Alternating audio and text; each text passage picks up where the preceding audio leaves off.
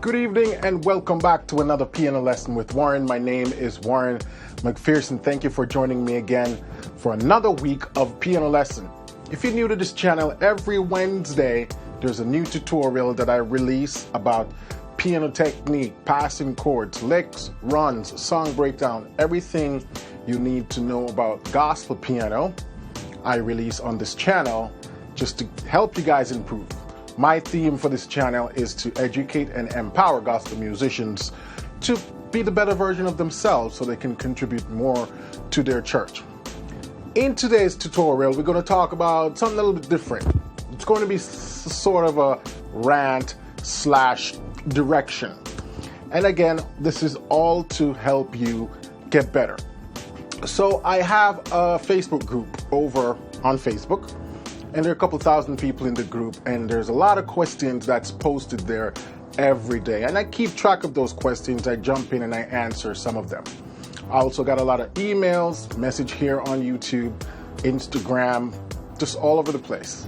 I get a lot of messages from you guys, which is great because it shows me that you're interested and you're eager to learn. But the thing that I'm noticing is that a lot of you guys not asking the right questions.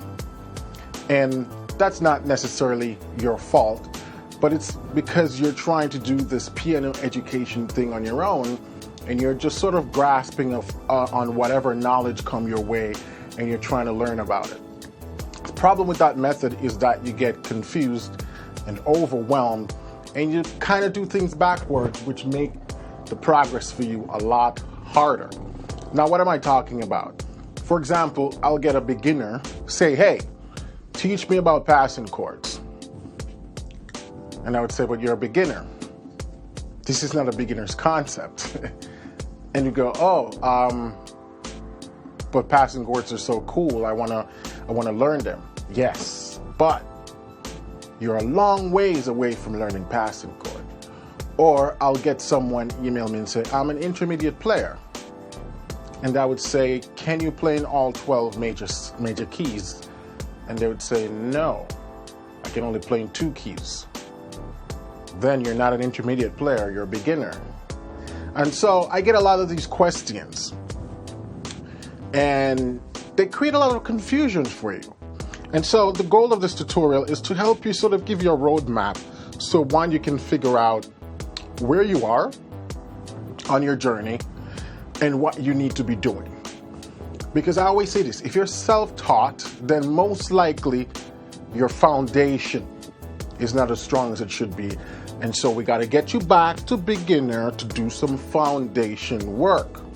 And I know that sounds like, what? I don't want to go back to beginner. I'm not a beginner. Being a beginner is not a bad thing. It's a great thing because it gives you the opportunity to fix the things that becomes massive roadblock for you later on. And so today I want to talk about the 4 categories that every musician should be focusing on. Doesn't matter if you're a beginner, intermediate, or intermediate advanced. These are the 4 categories that we constantly focus on and we keep refining, we keep building on to get to the advanced level. Okay, so the first category is repertoire. And repertoire just simply means the songs that you need to be working on. Now, because on this channel we talk about gospel music and gospel piano, I'm gonna tailor this towards the gospel songs. So if you're working on gospel music, your sole job is to increase the amount of songs you know. Each week, you wanna be learning a new song. Notice I didn't say you need to be perfecting a new song, because this whole notion of perfection, it's a slippery slope. But you want to be working on new song, because this is when, over time, you'll begin to see the patterns that are very necessary to be able to recognizing chord progressions and hearing chord progressions and learning your songs a lot quicker. You start to see patterns, and so each week you try to learn a new song. Try to start working on a new song. Yeah? And so we call this the repertoire bucket, so to speak, the repertoire bucket. And I always recommend you spend at least 50% of your practice time on working songs, because at the end of the day, that's why we're learning the piano. so we can play the songs better. So you spend 50% of your time working on that. The next bucket is the theory. And what is theory? Theory is just being able to understand what you're playing. Understand why we move from a 1 to a 4. Why is the 4 major and not minor? If I want to throw a dominant 7th chord on it, what does it do to the progression when I do that? It's understanding what's happening in music and understanding, once you make a decision, how it triggers certain possibilities. It's basically just understanding everything you hear and play. That's the theory. Now, because everything we do involves theory, I give that a 10%. Spend 10% analyzing the piece you're playing, analyzing the music, see what's happening, see where stuff repeats. Yeah? See how the chord progression flows. What are majors? What are minors? Is there diminish? Is there secondary dominance? Yeah? All these different things involve theory. And so you can spend 10 minutes just trying to wrap your head around it and understand what's happening. So that's bucket number 2. Category number 2. The third one now is ear training. 20% I give to ear training. Ear training is important, especially for gospel musicians. We do everything by ear. And so if you're not day after day strengthening your ear, doing your practicing, then you're missing out. That's something you want to implement. And on a side note, I just released a full course, ear training for intermediate, beginners and intermediate, over at pianolessonwithwarren.com. So if you really want to know more about that, head over there and check it out. Ear training got to be a part of your practicing. And what is ear training? It's similar to theory. It's being able to hear all the things that's happening and to be able to tell what's happening on the piano. So you can hear a piece of music and you can sit at the piano and you can pick it out, pick out the chords, pick out the runs, pick out the bass line. Now there's a process to build and get to that level. That's why I created that ear training course. But ear training is all about understanding what you are hearing and being able to reproduce things that you're hearing by pitch and vice versa. That's bucket number 3, category number 3 that you've got to be working on all the time. The last category, or the last bucket, is technique. I gave that another 20%. So 20% ear training, 20% technique, 20% and 10% theory. That gives you the 3 buckets, and then we have 50% for repertoire. Now, 50%, 10%, 20%, 20%. Technique. What is technique? Technique is how efficiently you can do things on the piano. How well can you play your scales? How well can you play your arpeggios? How well can you play your chord progressions? Can you move through your chord progressions easily?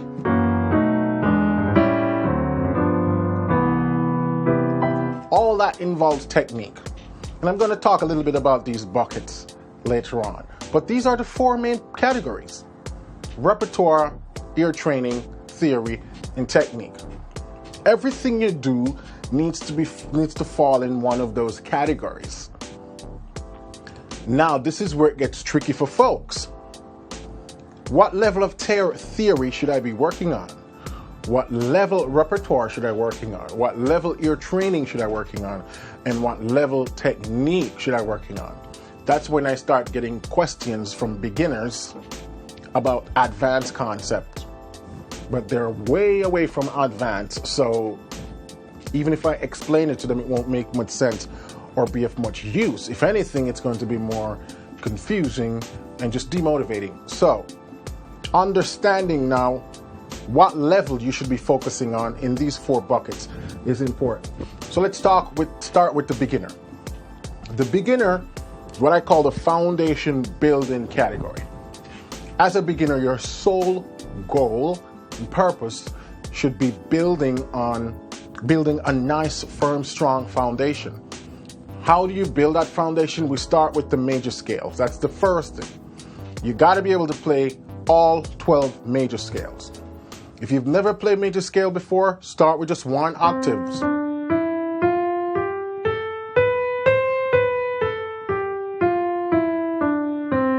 Once you get comfortable with the left hand and the right hand individually, then you start to do them hands together.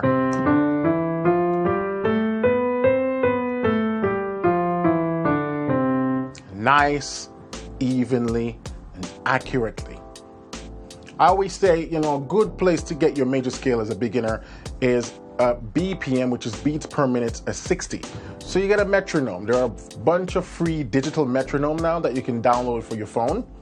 Or if you got an old school metronome, put it at 60 and aim for that. You might not be able to play your scales at 60 right now, but work your way up. Start at 45, then 50, then 55, then 60. And you want to be able to do that with all 12 major scale, all 12. Until you can do that, you're still a beginner, okay? So that's foundation number 1. Major scales in both hands and then together. Then we move on to chord inversions, right? And we start with triads for the beginner. We take a major chord and we play it.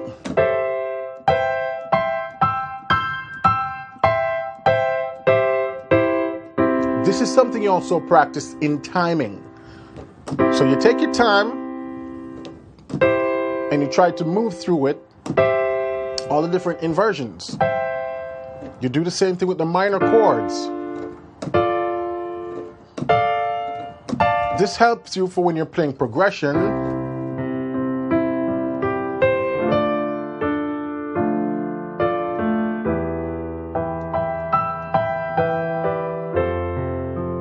It helps you to move more efficiently. Inversions, and you do that with the right hand and the left. Don't forget the left. This is what we call blocked triads in inversion. This is a part of the foundation building for beginners. Once you get comfortable with the blocked version, start to do the broken.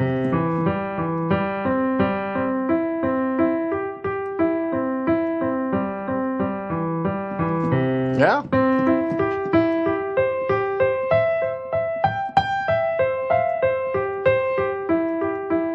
And you do that with majors and minors. Now you might say, how am I going to remember all of this? How am I going to remember fingerings and all that? That's why I have the free download of the beginner's practice template and the intermediate practice template. And there's a download link in the description below.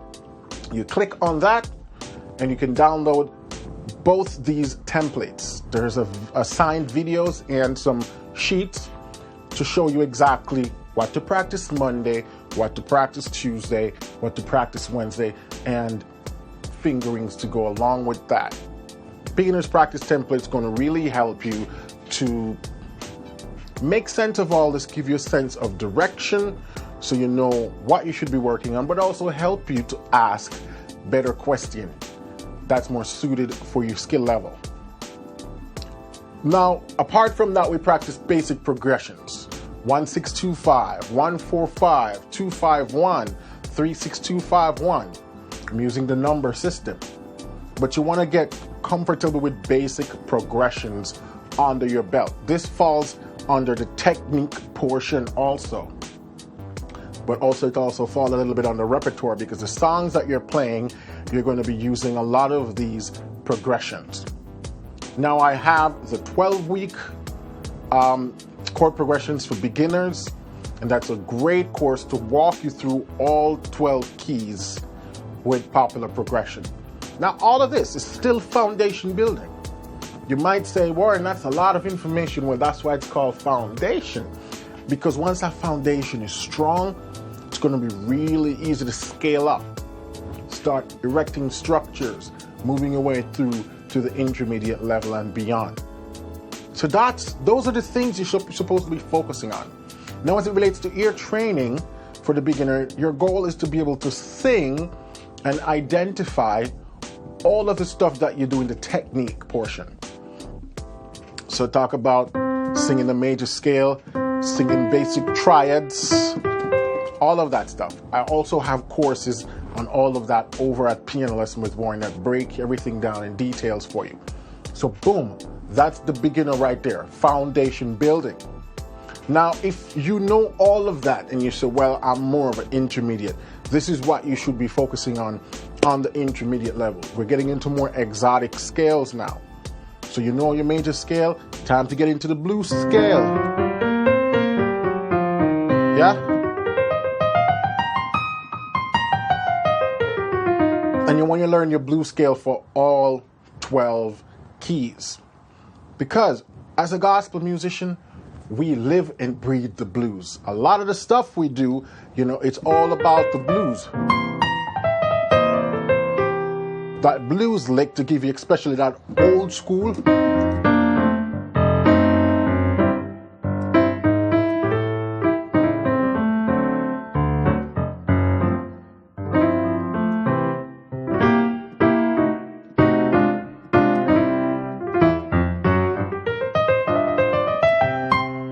All of those little runs and stuff that we do a lot in gospel stems from the blues. So you want to be able to wrap your head around that blues scale. The second scale is the pentatonic scale, which is just that 5-note scale. Get used to that pentatonic.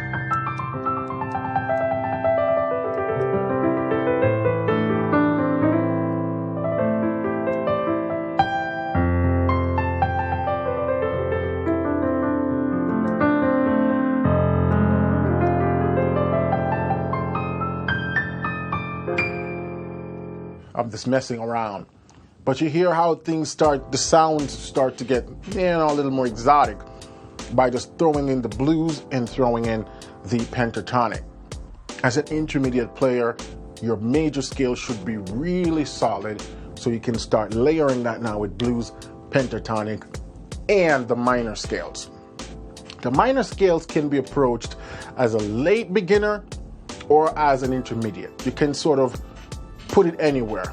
In my opinion, the more important scale is that major scale, blues and pentatonic. The minor scale can come a little bit later, or if you want to jump into it earlier, that's fine too.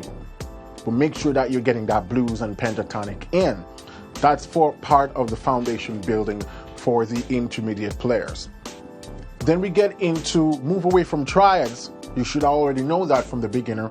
We get into more 4-note chords, which involves taking your triads and moving it like that.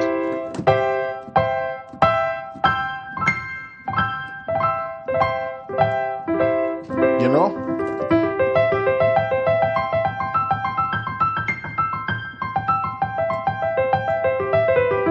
Woo. 4-note chord. You do this, you start to get into the same thing with major 7s.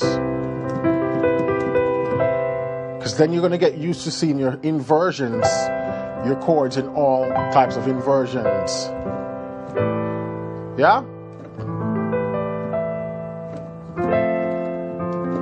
The same thing for the left hand. You're getting to more 4-note chords and your inversions.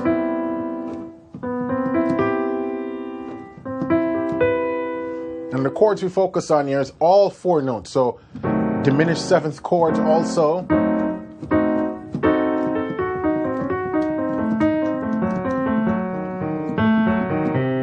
Dominant 7th chords.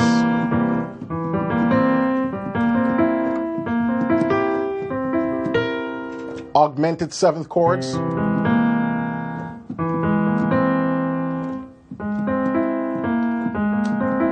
You know? So, you have this dominant 7th, major 7th, diminished 7th, augmented 7th. Once you get comfortable with playing progressions also with 7ths,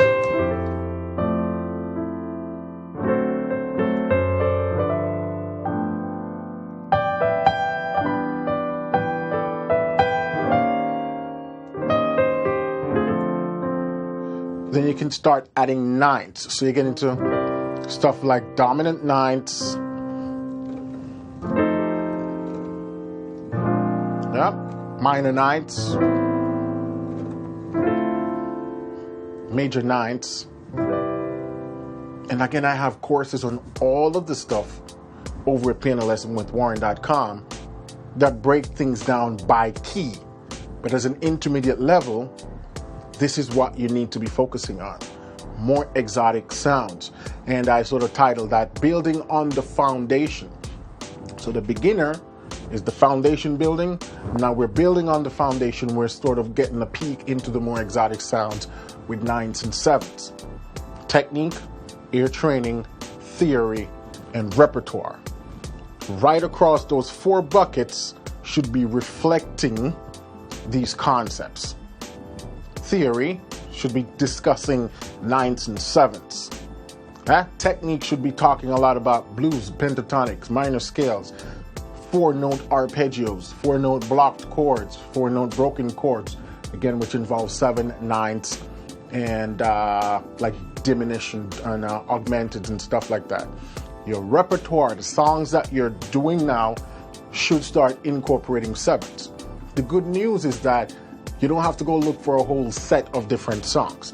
The same songs that you worked on as a beginner, you can take these songs and simply start adding these 7s and 9s to them to make them more beautiful. If you've been following my channel for a while, you've seen a lot of examples where I take simple songs and I show you how I build it up all the way up to the advanced concepts without losing the essence of the songs. Right? So as an intermediate player, this is where you should be. Once you complete all that foundation building beginner stuff, you get to the intermediate, you find out, okay, what I should be doing now and how I should be doing it. Now you have an idea. In the beginner's practice template, I give you an outline that you can just follow. And I give you 6 days outline that you can repeat and repeat. So that's a great resource. Don't forget to download that by clicking the link in the description of the video. So now, if you say, well, I know how to do all of that stuff, well, that's great. That means you're more of a intermediate advanced player on your way to advanced. And so I'm going to share some stuff with you that you should be working on that will propel you over into the advanced level. At this category, the intermediate advanced, I call it the decorative building level, because this is where now you start to take songs and you're embellishing. So you start to look into modes, and we talk about the 7 church modes, stuff like the Dorian, Phrygian, Lydian, Mixolydian, Aeolian, Ionian, and Locrian. And then we're back to the Ionian, also known as the major scale. So you want to be able to know your modes in all 12 keys. So if I say, play me F Phrygian, you can go like this.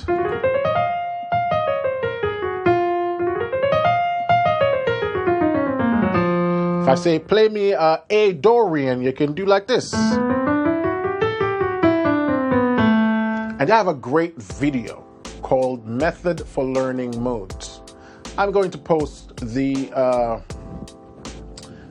number to the video right here, because I can't remember it right now. So I'm going to post it right here.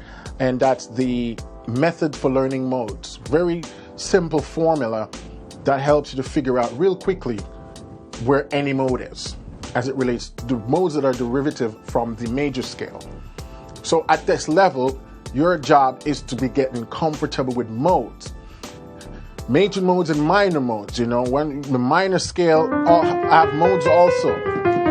That's where we get like the Phrygian dominant, the double harmonic minor, the altered scale, all of that stuff are derivatives from the minor scale modes. So as an intermediate advanced player, this is where you're at now.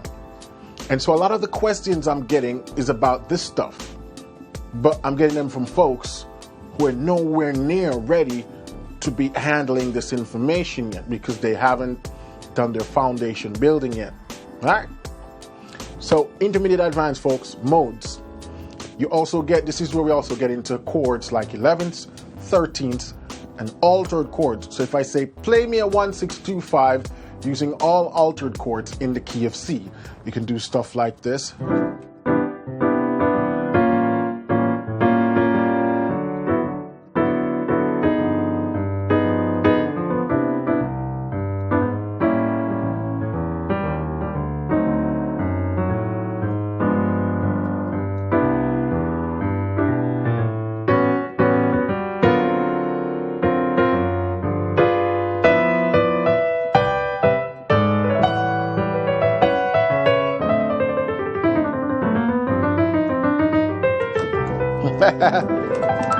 So that was just me playing 1-6-2-5 using alterations on the chords. As an intermediate advanced player at this level, you start learning a lot about secondary dominants, all the 7 types of passing chords. You get into reharmonizations, you get into substitutions. This is also when you start working on speed, you know, to be able to play arpeggios or scale.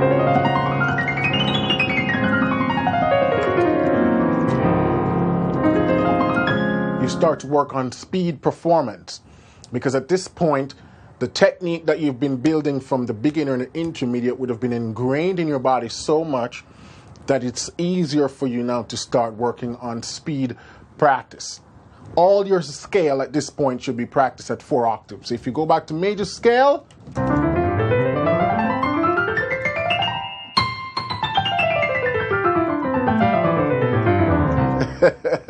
you start to practice all your scales 4 octaves up and down the scale. Doesn't matter what scale it is, blues scale, pentatonic, minor. If you're practicing a scale, it should be 4 octaves.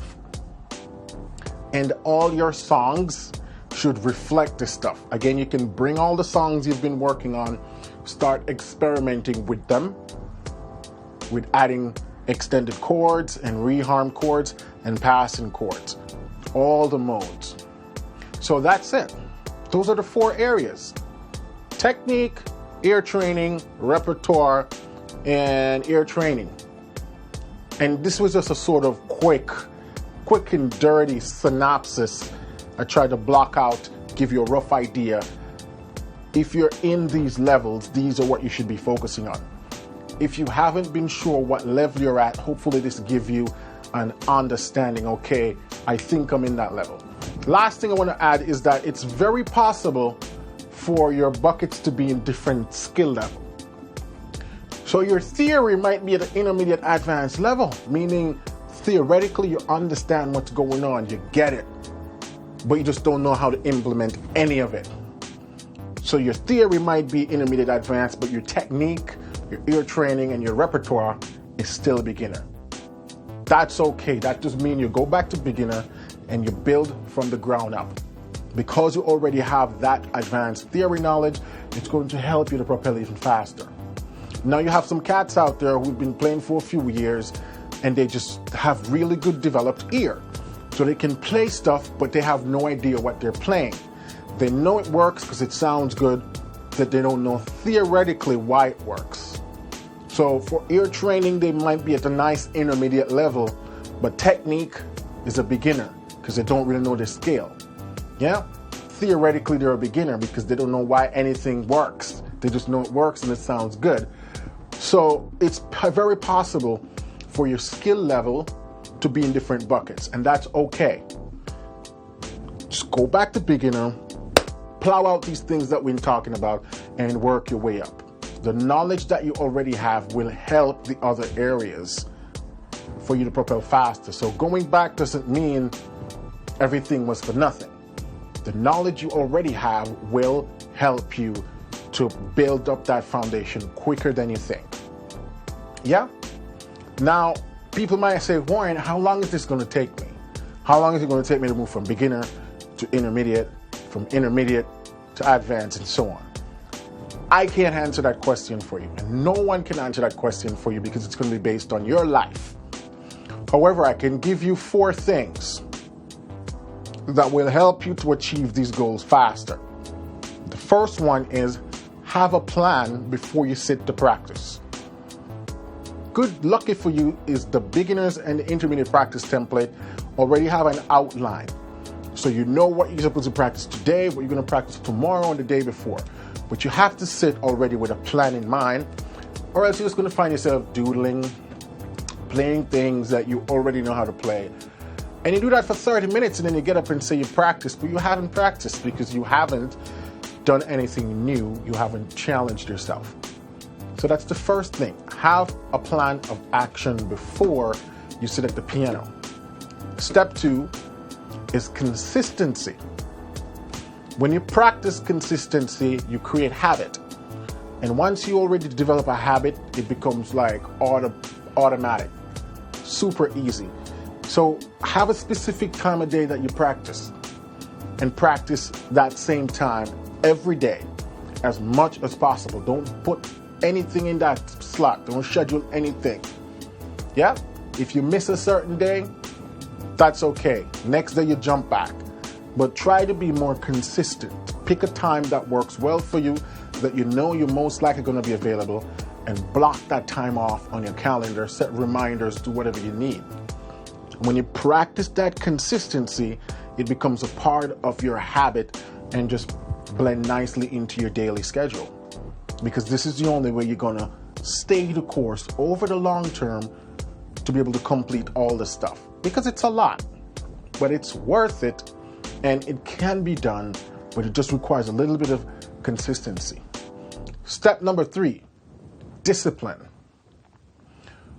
It's not enough to just say, I am going to practice tomorrow at 3 p.m. rather. You have to be disciplined enough to hold yourself accountable, right? That every day at 3 p.m. you're going to practice whether or not you like it. Force yourself until it becomes a part of your habit. I recently started doing some green juice thing in the morning because I decided, it's time for me to eat healthier because I don't like vegetables. And so I decided, I like drinks. So if I could drink my vegetables, then that would be easier. So I started juicing. And at first it was hard because it takes time. It takes like 20 to 30 minutes in the mornings for me to prepare all that stuff and then clean up after. But now I'm going on to my 3rd month of juicing, and now it feels like nothing because I've forced myself to do it in the mornings at a specific time every time, and now it becomes a part of my routine, my daily activity, and it feels like nothing. So if practicing hasn't been a sort of consistent thing for you, pick a time and a day, put that stake in the ground, and force yourself to do it until it becomes a part of your habit. And the last thing is, do not practice anxiety. What do I mean by that? If you're trying to go too fast, too quickly on any of these exercises, you're going to make mistakes. You're going to be fumbling. And when that happens, you're going to start getting anxious. Some of you are probably going to start getting upset. And then you just don't want to do it.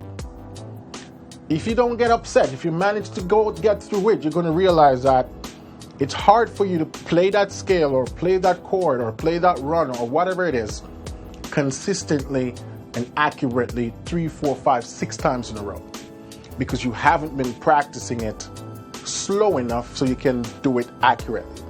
Remember, the old saying that they say, you practice what you preach or preach what you practice. If you practice mistakes, then eventually mistakes become the way how you play. So by practicing slowly, you keep your body in a nice sort of relaxed mode, and then when you're playing, that translates, that relaxed mode that you've been practicing translate into your playing. But if you've been playing too fast and too anxious and making mistakes, that also becomes a part of how you play. And trust me, that it's a really hard habit to break once that becomes habit. So you don't want it to become a habit, so practice slowly. So those are the 4 things. If you can keep these 4 things in mind and maintain focus and discipline to work on the things assigned in that skill level, in a year, you'll be crushing. Guarantee that. But most of the work's going to have to be on your part. So that's it, guys. Remember, the free practice template for beginners and intermediate, You can get that to download in the link below. Click that link and you'll be able to download all the stuff I just talked about today, except for the advanced stuff. The advanced stuff practice templates come in later. But for the beginner and intermediate, you can get that right now by clicking that link in the description. Okay, so go forth and start revolutionize the way you practice, the way you play the piano, the way you structure your day, right? Because I want to see you guys improve. And if you're new to this channel, welcome. I'm glad you clicked on this video. Please give me a subscribe if you enjoyed what we just discussed today. If you find it helpful, give me a thumbs up and leave a comment below so I can say hello back to you. All right? And don't forget, everything that was discussed today, if you want more details and structure, Piano Lesson with Warren, we got a membership over there that gives you access to hundreds of video lessons in systematic order, laid out for you step by step, what to do now, tomorrow, and the next day. And this will keep you busy for years. You want to become a better gospel piano? Head over to pianolessonwithwarren.com and check that out. Until then, keep listening, keep singing, and keep practicing. Remember, every Wednesday, right here, same place, same time, there are more tutorials coming at you about gospel piano and gospel music. All right? So until then, be well now and talk soon.